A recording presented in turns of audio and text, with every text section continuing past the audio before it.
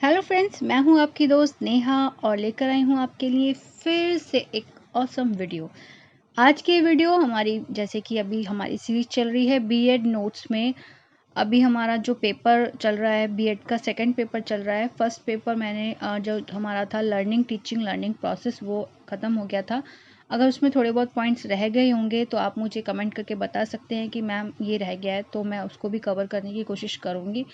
और अब हमारी सेकंड बुक चल रही है बीएड की, तो पेपर नंबर है 104 और बुक का नेम है development of educational system in India. ठीक है, भारत में शैक्षिक प्रणाली का विकास। तो हमारी ये बुक चल रही है। तो अभी जितने भी लोग मेरे चैनल पर अभी अभी नए जुड़े हैं, मेरी वीडियो फर्स्ट टाइम देख रहे हैं, सभी को welcome to my YouTube channel, जिसमें मैं सोशियोलॉजी नोट्स और बीएड नोट्स आप लोगों को प्रोवाइड कराती हूँ। और जिन लोगों को भी नीड है सोशियोलॉजी, जो जिनके पास सोशियोलॉजी है, उनको मेरे चैनल पर मिलती है प्रॉपर नोट्स सोशियोलॉजी से रिलेटेड और बीएड नोट्स जो भी आपके बीएड में है उन सब से रिलेटेड। तो चलिए स्टार्ट करते हैं अपनी आज की वीडियो। सभी को welcome to my YouTube channel और thank you so much for being a support. चलिए, तो हमारा आज का टॉपिक है आधुनिक शिक्षा के लिए ग्रहणीय तत्व।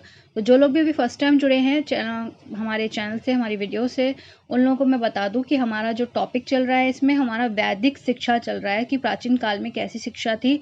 और अब हमारा जो टॉपिक है उसमें जो हेडिंग है वो है आधुनिक शिक्षा के लिए ग्रहणीय तत्व। मतलब हमारे जो अब की एजुकेशन है उसमें हमने वैदिक शिक्षा से क्या जो डाटा कलेक्ट किया है उसके लिए हमें इसमें क्या हेल्प मिली है वो हम देखेंगे। तो चलिए शुरू करते हैं अपनी आज की वीडियो को स्टार्टिंग से लास्ट तक जरूर देखा करिए।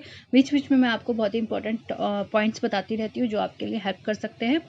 देखिए, तो नंबर 1 उसमें से उन्होंने हमारी आधुनिक शिक्षा में जो ग्रहणीय तत्व आया वैदिक काल से, वो आया आदर्शवादिता। हम वैदिक कालीन शिक्षा को आदर्शवादिता को आधुनिक शिक्षा के लिए एक मूल सिद्धांत के रूप में ग्रहण कर सकते हैं और जीवन निर्माण, चरित्र निर्माण, सादा जीवन, उच्च विचार को शिक्षा के महत्वपूर्ण उद्देश्यों में स्थान दे सकते हैं।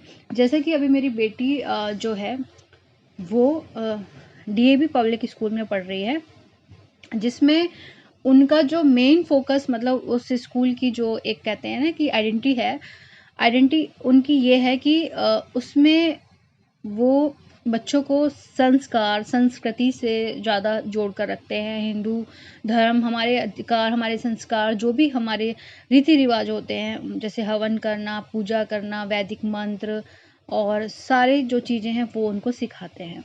तो कहीं ना कहीं एजुकेशन में ये सब चीज़ों को लाया गया है वैदिक काल से। ठीक है, नेक्स्ट हमारा है अनुशासन एवं गुरु शिष्य संबंध। वैदिक काल में गुरु शिष्य संबंध अति मधुर थे।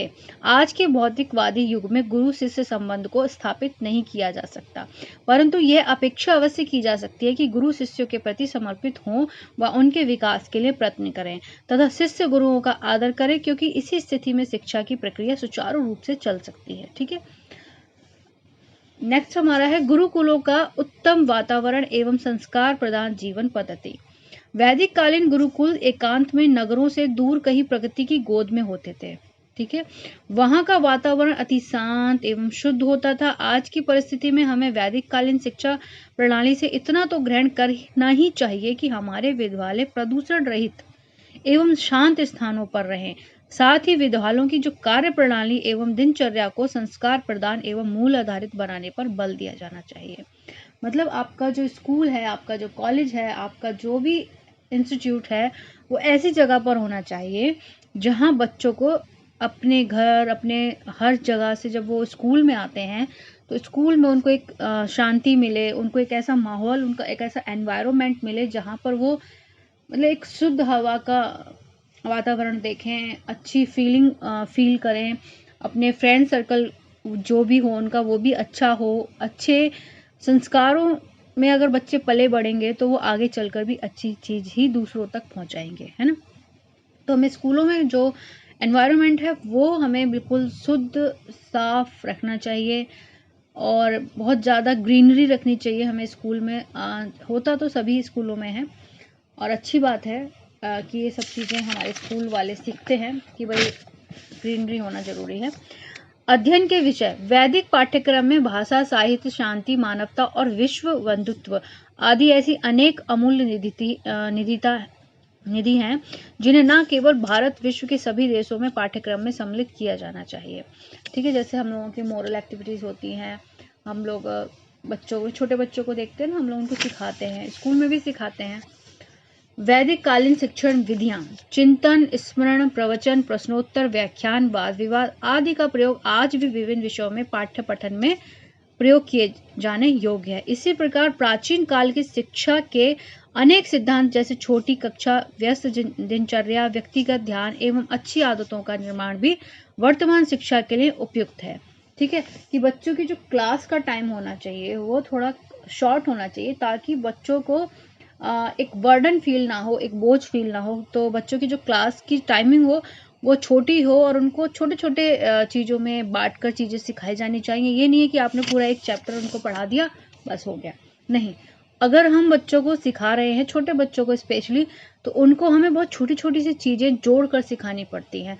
तो इसलिए ध्यान रखना चाहिए कि बच्चों को हमें ज़्यादा बोझ नहीं देना चाहिए। लेकिन मैं एक बात शेयर करना चाहती हूँ आप लोगों से, कितने लोग इस बात से सहमत हैं तो मुझे प्लीज़ कमेंट करके ज़रूर बताइए कि अभी जब से लॉकडाउन हुआ है, जब से कोविड हमारी लाइफ में आया है, तब से बच्चों की जो एजुकेशन है कहीं ना कहीं वो बिल्कुल ऐसी कगार पर पहुंच चुकी है जहां पर बच्चों को, अभी जो न्यू बेबीज़ हैं, जो बच्चे स्कूल जाने के लिए एज हुए हैं, वो बच्चों को तो पता ही नहीं है कि स्कूल क्या होता है, क्योंकि बैड लक की उनका स्कूल में एडमिशन हो पा रहा है। अगर एडमिशन करवा भी दे तो ऑनलाइन क्लासेस, एक छोटा सा बच्चा, 2 साल का बच्चा क्या ऑनलाइन क्लासेस अटेंड करेगा। मेरी बेटी जब थी तो 3 साल की थी जब लॉकडाउन हुआ था, मतलब जब कोविड आया था, उस टाइम पर उसकी जो क्लासेस थी, जब ऑनलाइन क्लासेस करना हमने शुरू किया था, तो बहुत ही ज़्यादा हैट्रिक हो गई थी चीज़ें, क्योंकि जो स्कूल में शायद इतनी चीज़ें जब कराई जाती हैं नहीं कराई जाती हैं, आई डोंट नो,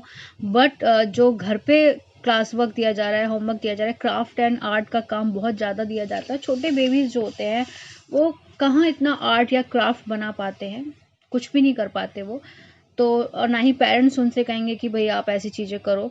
हाँ, कलरिंग कर लेंगे बच्चे, पेस्ट तो नहीं अच्छे से कर पाते हैं, तो बस इतना हो पाता है। लेकिन जब से मेरी बच्चे के स्कूल का सारा बर्डन मेरे पे आया है, मेरी लाइफ बहुत ही ज़्यादा हैट्रिक हो गई है।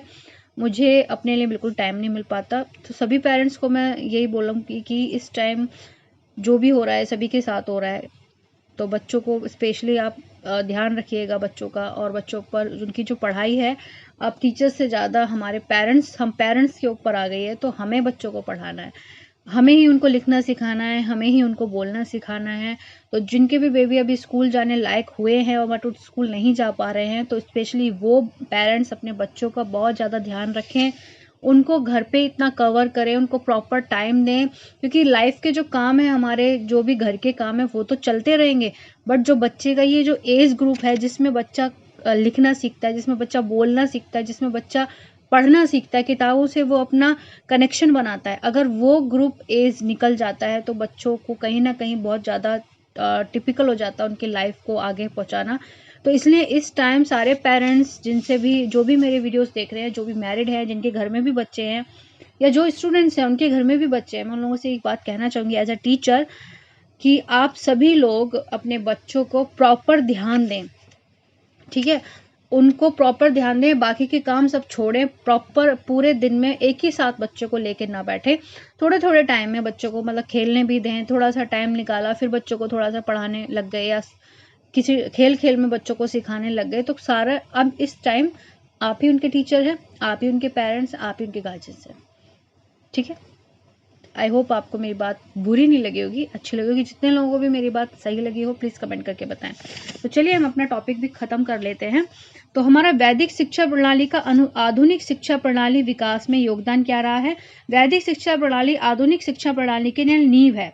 आधुनिक शिक्षा प्रणाली के विकास में वैदिक शिक्षा प्रणाली के योगदान को निम्नलिखित बिंदुओं से स्पष्ट कर सकते हैं, जैसे कि शिक्षा की व्यवस्था में राज्य और समाज की भागीदारी का शुभारंभ हुआ।